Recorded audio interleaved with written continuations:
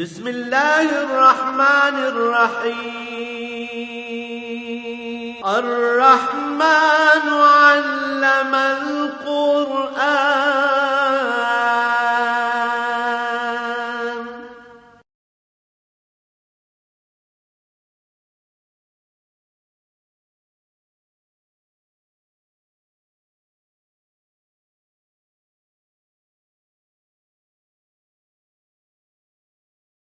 الحمد للہ رب العالمین والصلاة والسلام علی حبیبہ محمد وآلہ وصحبہ اجمعین۔ اعوذ باللہ من الشیطان الرجیم، بسم اللہ الرحمن الرحیم۔ یا ایھا الذین آمنوا لا تتخذوا اليہود والنصارى اولیاء بعضهم اولیاء بعض ومن یتولہم منکم فإنہ منہم ان اللہ لا یہدی القوم الظالمین۔ فَتَرَى الَّذِينَ فِي قُلُوبِهِم مَّرَضٌ يُسَارِعُونَ فِيهِمْ يَقُولُونَ نَخْشَىٰ أَن تُصِيبَنَا دَاعِرَةٌ فَعَسَى اللَّهُ أَن يَأْتِيَ بِالْفَتْحِ أَوْ أَمْرٍ مِّنْ عِندِهِ فَيُصْبِحُوا عَلَىٰ مَا أَسَرُّوا فِي أَنفُسِهِمْ نَادِمِينَ۔ اللهم سبحانك لا علم لنا إلا ما علمتنا إنك أنت العليم الحكيم۔ مولاي صل وسلم دائما أبدا علی حبیبک خیر الخلق کلہم۔ اے ایمان والو، یہود اور نصارہ کو دلی دوست نہ بناؤ، یہ آپس میں ایک دوسرے کے دوست ہیں، اور اگر تم میں سے کوئی ان سے دلی دوستی رکھے گا تو وہ انہی میں شمار ہوگا، اس لیے کہ غلط کام کرنے والوں کو اللہ کریم ہدایت نصیب نہیں فرماتے۔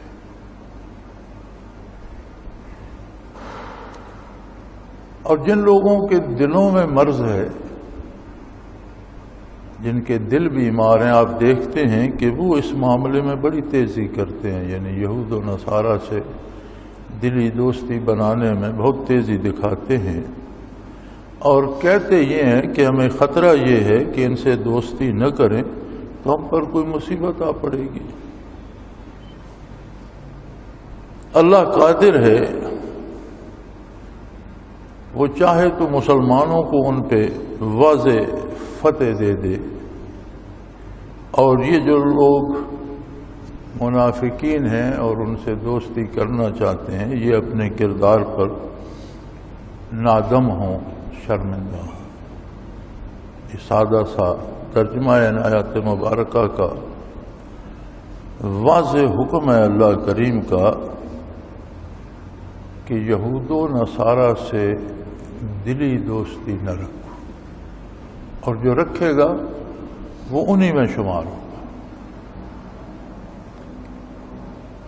مسلمان اور کافر کے تعلقات کی نوعیت کیا ہونی چاہیے؟ تعلقات دو قسم کے ہوتے ہیں۔ ایک تعلق ہے بحیثیت انسان، انسان کا انسان سے ایک رشتہ ہے، اس میں مومن اور کافر کی کوئی تفریق نہیں۔ مثلا کوئی بیمار ہے، اس کو آپ دوا دیتے ہیں، آپ کسی دکان سے کپڑا جوتا سودا خریدتے ہیں، وہ مومن ہے یا کافر ہے، لین دین کرتے ہیں۔ مزدوری کوئی کرتا ہے کسی کافر یا منافق یا یہودی یا نصرانی کے پاس، اس نے اپنی مزدوری کرنی ہے، اجرت لینی ہے، چلا جانا ہے۔ یا کوئی یہودی نصرانی یا دوسرا کوئی کافر محتاج ہے، آپ اس کی مدد کر دیتے ہیں، گر گیا ہے آپ اسے اٹھا دیتے ہیں، بھوک سے مر رہا ہے آپ اسے کھانا دے دیتے ہیں۔ یہ انسانی رشتے ہیں، انسانی اقدار۔ ایک تعلق ہوتا ہے دلی رشتہ، ایک ہوتا ہے جس میں ایک دوسرے کی چیزیں ایک دوسرے پر اثر انداز ہوتی ہیں۔ بعض لوگوں سے ہمارا ایسا رشتہ ہوتا ہے کہ ہم لباس ان جیسا بنانا پسند کرتے ہیں، بعض لوگوں سے ایسا رشتہ ہوتا ہے کہ ان کی طرح اٹھنا بیٹھنا بات کا انداز ہم اپنا لیتے ہیں۔ ایک دلی دوستی ہوتی ہے، اپنے نفع نقصان کی بات ان سے ہم کرتے ہیں اور ان سے سمجھاتے ہیں کہ کیا کرنا چاہیے، کس طرح کرنا چاہیے، اپنے معاملات میں ان سے مشورہ کرتے ہیں، ان کے معاملات میں ان کو مشورہ دیتے ہیں، یہ ہوتی ہے دلی دوستی۔ یہ مومن اور کافر میں نہیں ہو سکتی۔ اور یہود و نصارہ چونکہ اہل کتاب ہیں تو ہو سکتا ہے کسی کو غلطی لگے کہ یہ تو اہل کتاب ہیں، ان کے ساتھ تو دوستی ہو سکتی ہے۔ فرمایا ہرگز نہیں، دلی دوستی ان کے ساتھ بھی اس لیے نقصان دہ ہے کہ یہ تم جیسے نہیں ہوں گے، تم کو اپنے جیسا بنانے کی کوشش کریں گے۔ جو حرام یہ کھاتے ہیں تمہیں کھلانے کی کوشش کریں گے، تمہارے عقائد اور نظریات میں فساد ڈالیں گے، تمہارے کردار میں فساد ڈالیں گے، لہذا یہ دوستی شرعاً حرام ہے۔ اور سزا اس کی اللہ کریم نے یہ مقرر فرمائی کہ جو یہود و نصارہ سے دلی دوستی کرے گا اللہ کے نزدیک اسے یہودی اور نصرانی ہی سمجھا جائے گا، خواہ وہ اپنے آپ کو مسلمان کہتا رہے۔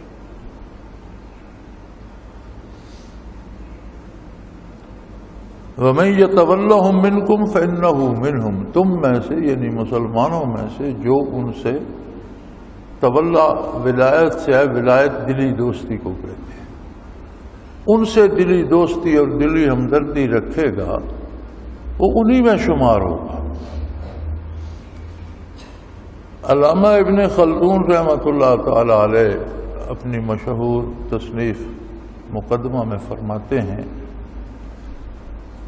کہ کسی سے دلی دوستی ہو جائے تو سب سے پہلی بات تو یہ ہوتی ہے کہ اس کی برائیاں، بندے کو برائیاں نہیں لگتی، درگزر کرتے کہتا خیر ہے ایسا ہوتا رہتا ہے۔ وہی چیزیں جو اس سے دوستی نہ تھی تو اسے بہت بری لگتی تھی، وہ شروع میں بری نہیں لگی، خیر ہے یار اس کا اپنا کام ہے، ٹھیک ہے، ہوتا رہتا ہے۔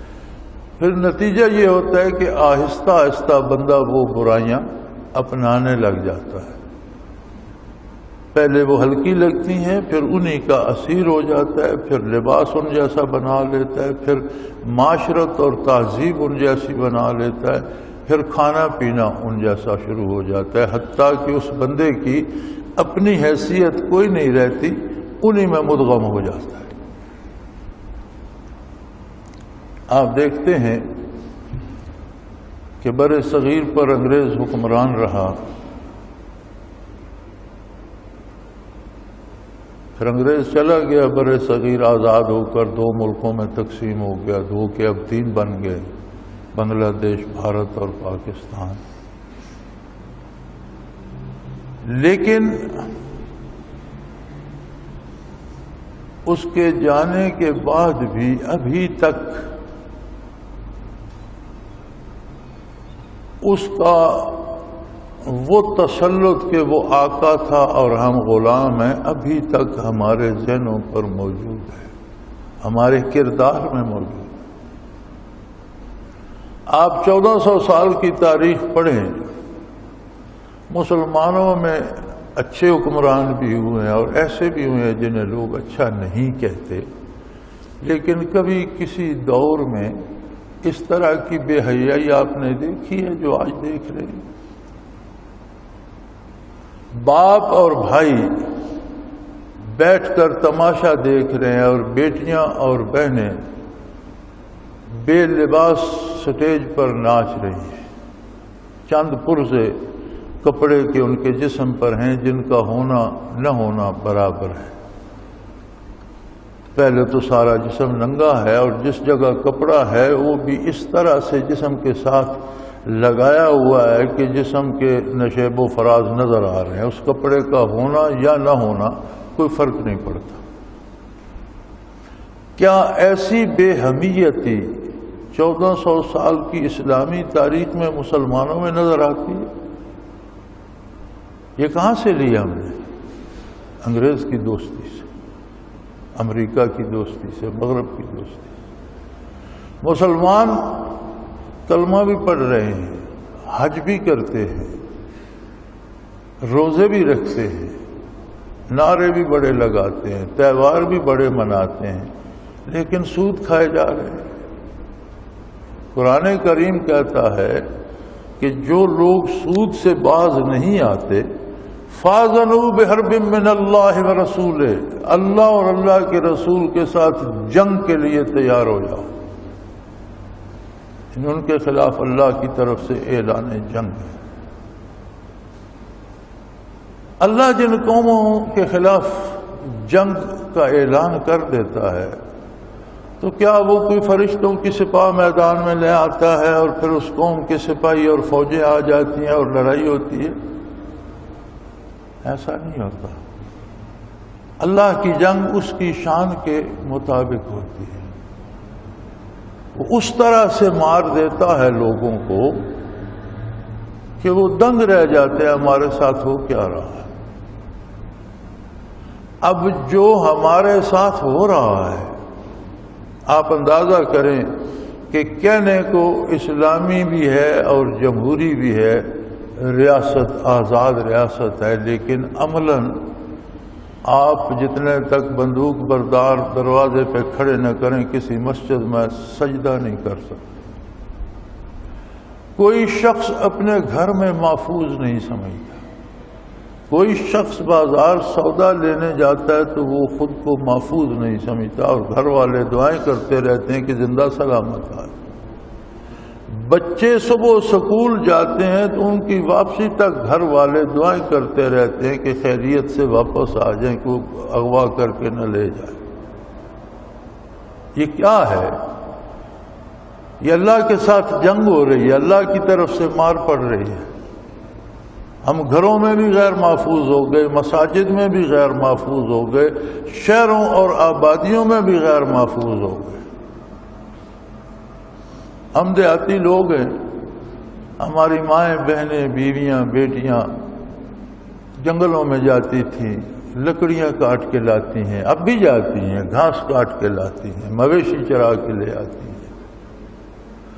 جنگل میں بچی کو، بہن کو، ماں کو بھیجتے وقت کسی کو ڈر نہیں لگتا۔ شہر میں آبادی میں سودا لینے جانا تو کہتے ہیں میں خود جاؤں گا، اسے مت بھیجو، ڈر لگتا ہے۔ یہ خدا کی جنگ ہے نا، کہ جہاں درندوں کا خطرہ ہے وہاں ڈر نہیں ہے، جہاں انسان ہے وہاں ڈر لگتا ہے۔ یہ انسان درندے ہو گئے ہیں، انسان بھیڑیے ہو گئے، انسانوں میں جانے سے ڈر لگتا ہے۔ خدا کی مار کا یہ انداز ہے کہ ملک میں بڑی گندم ہوئی اور لوگ پیسے لے کر پھرتے ہیں، انہیں آٹا نہیں ملتا۔ یہ اللہ کی مار ہے نا، یعنی جس بندے کے پاس پیسہ ہی نہیں ہے، اسے چیز نہیں ملتی تو وہ سمجھتا ہے میرے پاس پیسہ نہیں ہے، نہیں ملی۔ وہ پیسے لے کے پھرتا ہے، اسے آٹا نہیں ملتا۔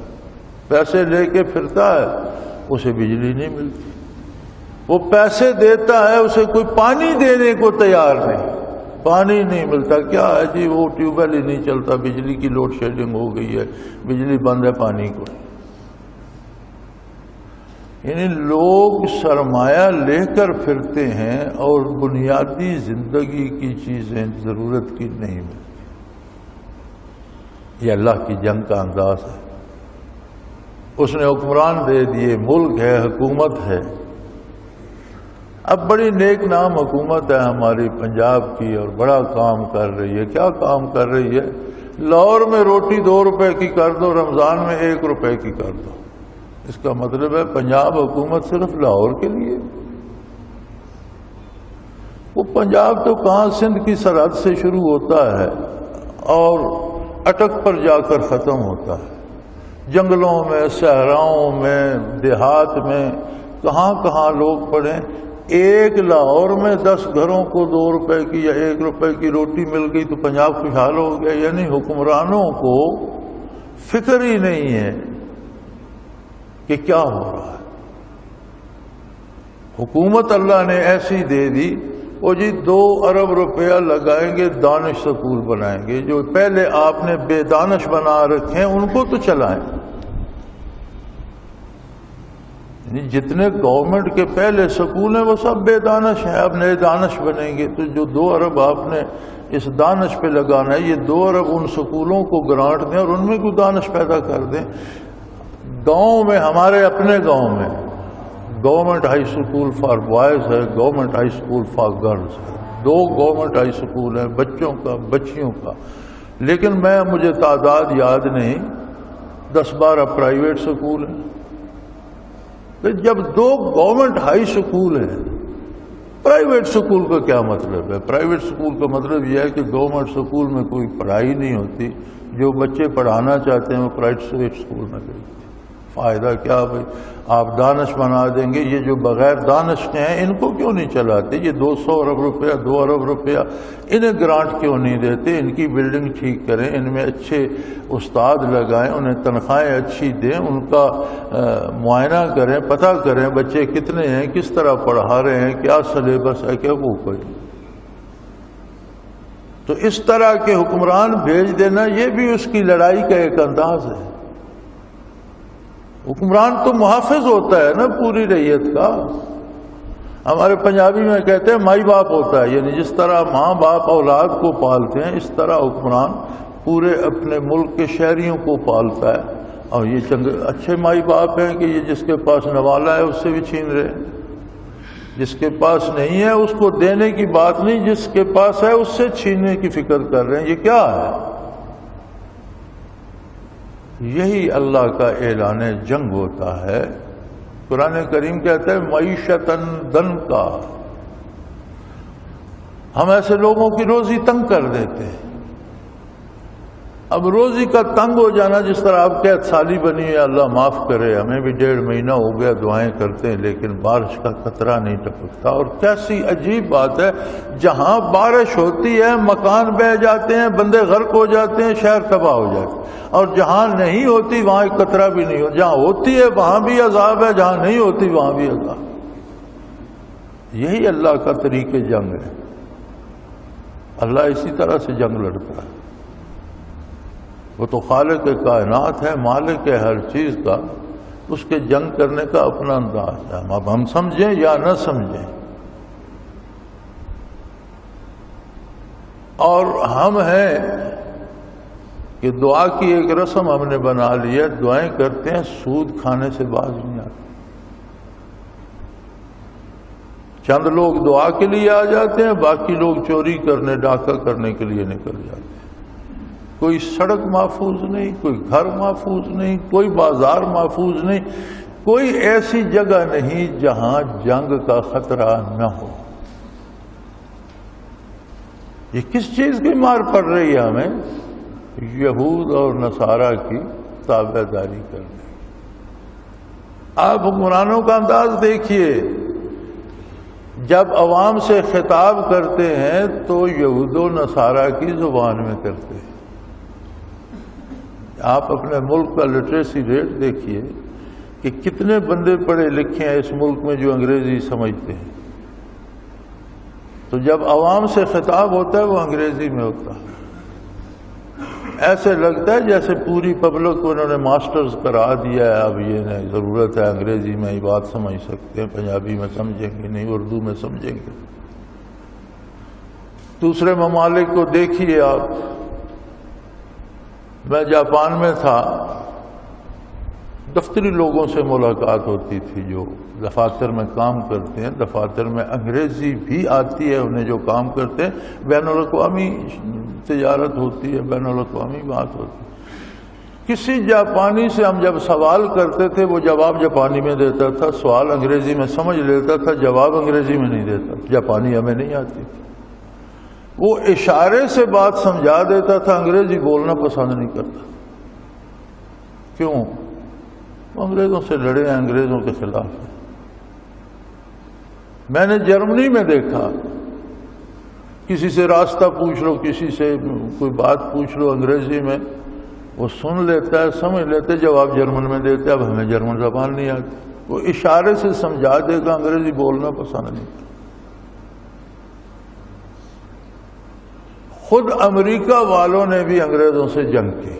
امریکہ اور کینیڈا پر بھی انگریزوں کا تسلط تھا، جنگ ہوئی. انگریزوں سے انہوں نے آزادی حاصل کی.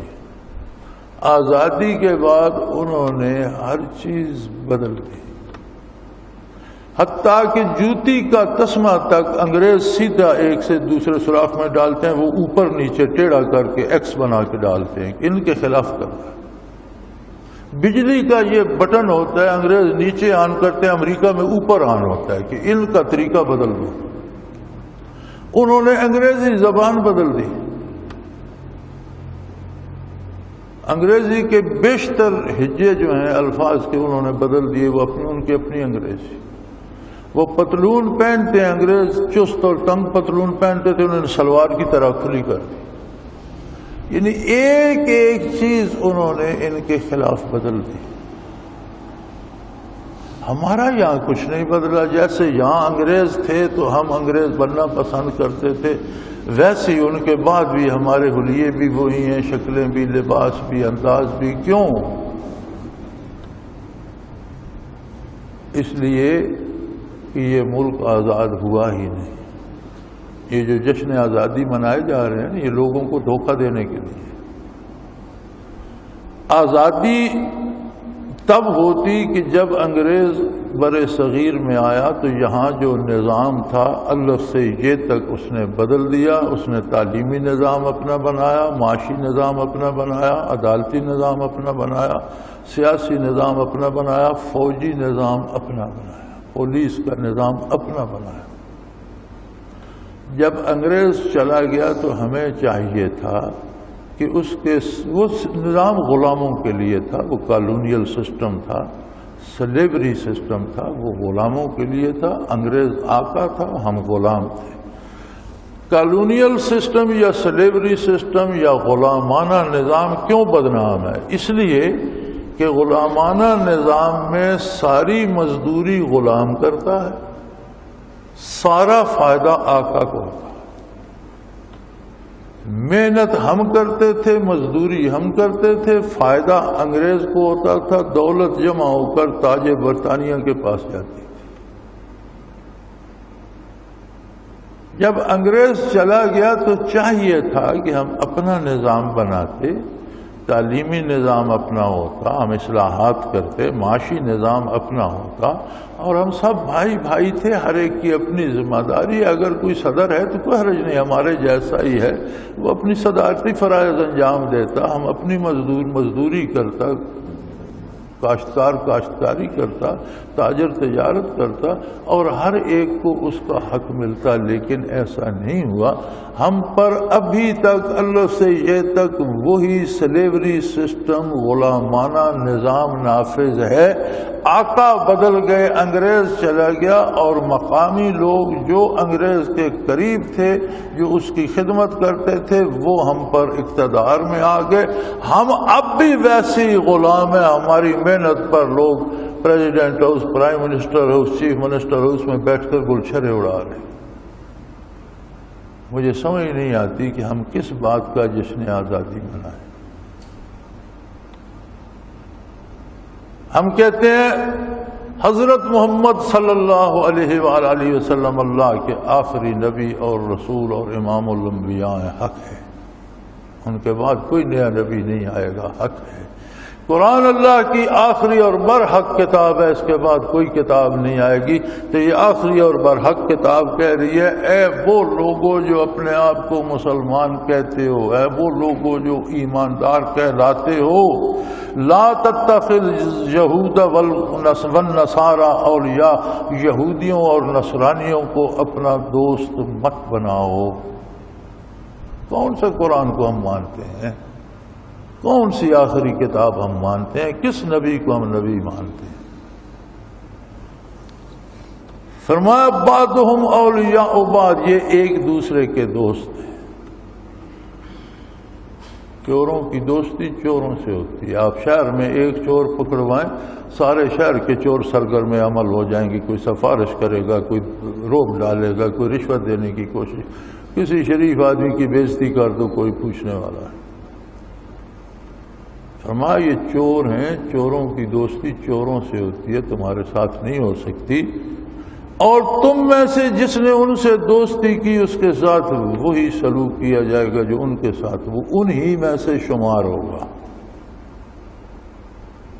اور پھر بڑی سزا یہ ہے کہ ایسے ظالموں کو، ایسے بدکاروں کو جو دعویٰ مسلمان ہونے کا کریں اور دوستی یہود و نصارہ سے رکھیں، اللہ ایسے لوگوں کو ہدایت نصیب نہیں فرماتا، یہ گمراہی میں سر پٹک پٹک کر مر جاتے ہیں۔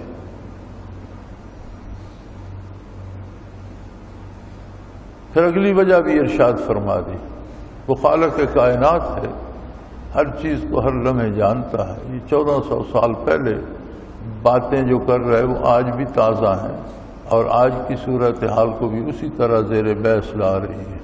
فرمایا فَتَرَى الَّذِينَ فِي قُلُوبِهِم مَرَضٌ، آپ دیکھتے ہیں ان لوگوں کو جن کے دلوں میں منافقت ہے، جو بظاہر مسلمان ہونے کے دعوے دار ہیں، ان کے دلوں میں اللہ پر ایمان نہیں ہے۔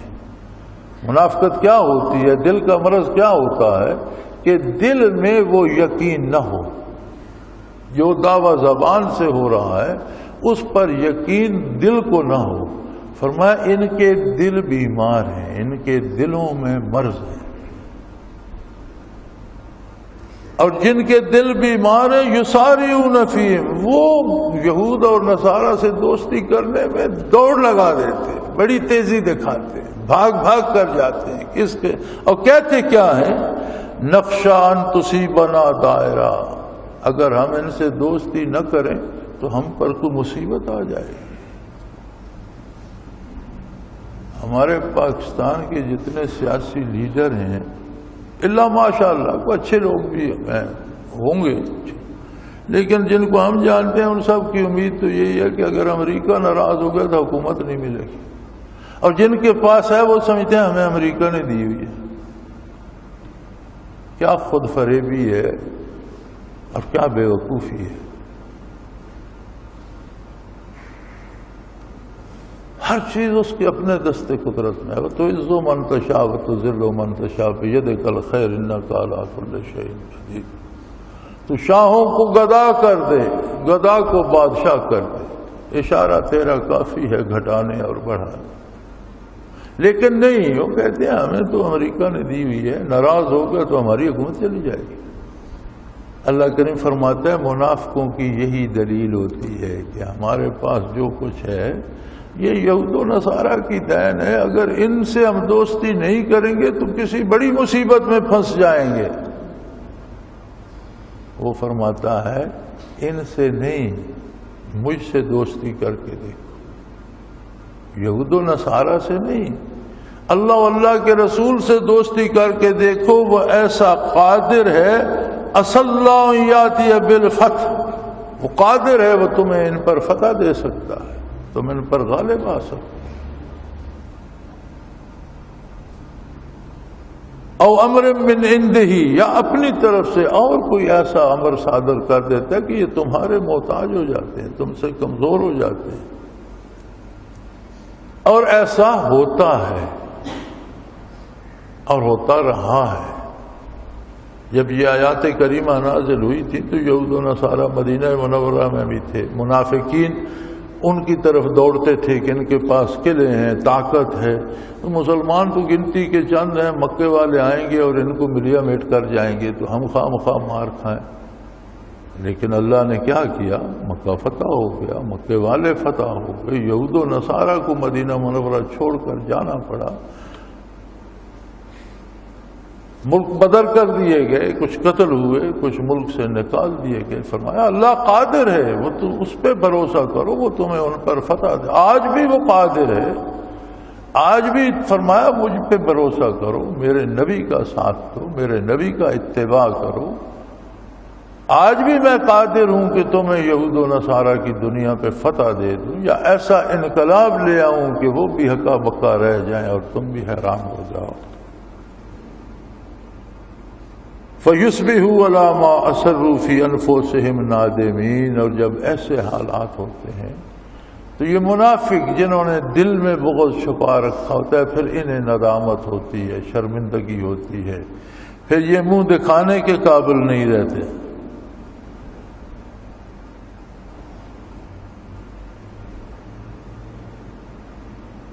تو اللہ قادر ہے، اس کے دستے قدرت میں ہے، وہ جسے چاہے غالب کر دیتا ہے۔ اور ایمان اور اسلام نام ہی غلبے کا ہے، یہ کفر سے مغلوب نہیں ہوتا، یہ صرف اللہ کی اطاعت کرتا ہے، اللہ کے نبی کی اطاعت کرتا ہے۔ مومن کا سر اللہ کی بارگاہ میں جھکتا ہے، وہ کسی کافر کے سامنے نہیں جھکتا۔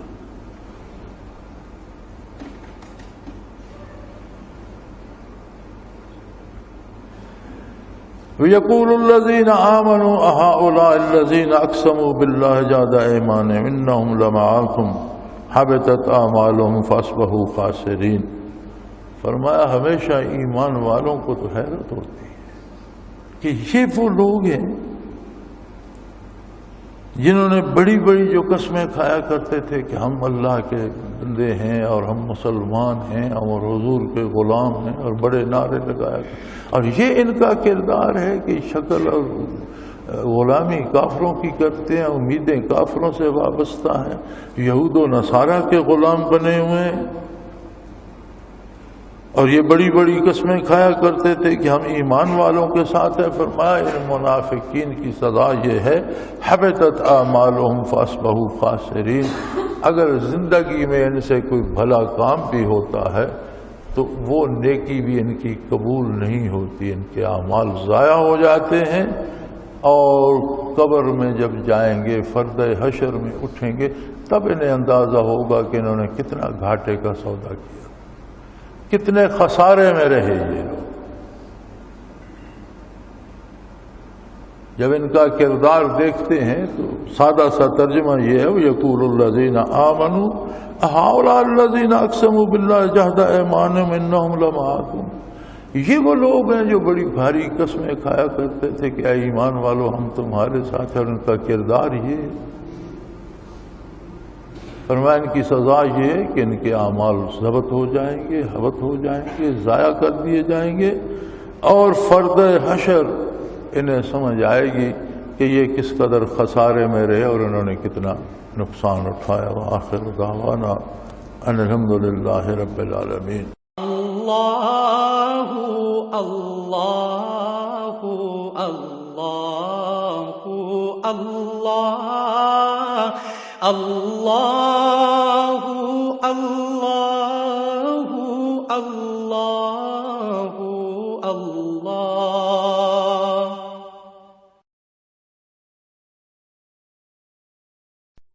حضرت امیر محمد اکرم آوان مد ذلہ العالی دارالعرفان منارہ ضلع چکوال میں سالہ سال سے قرآن و حدیث کے اوپر خطابات کر رہے ہیں، اور سلسلہ نقشبندیہ اویسیہ کے مطابق لوگوں کو ذکر الہی کی تربیت دے رہے ہیں۔ وہ قرآن پاک کی تفسیر ترتیب وار بیان کر رہے ہیں۔ تفسیر قرآن کو وہ موجودہ ملکی اور بین الاقوامی حالات کے مطابق بیان کرتے ہیں۔ موٹر وے سے کلر کہار کے انٹرچینج سے نکلتے ہوئے، کلر کہار کی جھیل سے ہوتے ہوئے، میانی، بوچھال اور نور پور سے گزرتے ہوئے دارالعرفان منارہ پہنچ سکتے ہیں۔ حضرت امیر محمد اکرم آوان نے بچیوں اور بچوں کی دینی اور دنیاوی تعلیم کے لیے سقارہ اکیڈمی کے نام سے ایک درسگاہ بھی قائم کی ہے، جس کا افتتاح ملک پاکستان کے صدر جنرل محمد ضیاء الحق نے اپنے دست مبارک سے کیا تھا۔ وہ تمام احباب جو اسلام کی طلب رکھتے ہیں ان سے گزارش ہے کہ دارالعرفان منارہ ضلع چکوال میں امیر محمد اکرم آوان صاحب کے خطابات سے مستفید ہوں۔ وہ ہر جمعے کو نماز سے پہلے بیان فرماتے ہیں۔ ہر ماہ کی پہلی اتوار کو ماہانہ اجتماع ہوتا ہے جس میں آپ خصوصی خطاب فرماتے ہیں، اور پاکستان کے چاروں صوبوں سے احباب اس اجتماع میں شرکت کرتے ہیں۔ اس کے علاوہ یہاں سال میں 2 مرکزی اجتماعات بھی ہوتے ہیں، ایک رمضان المبارک میں اعتکاف کا اجتماع اور دوسرا جولائی اور اگست میں 40 دن کا اجتماع ہوتا ہے جس میں روحانی تربیت کی جاتی ہے۔ اپنا خون سیماب دے کر اتنا ہم کر جائیں گے، نام آقا کا چمن میں پھر رقم کر جائیں گے۔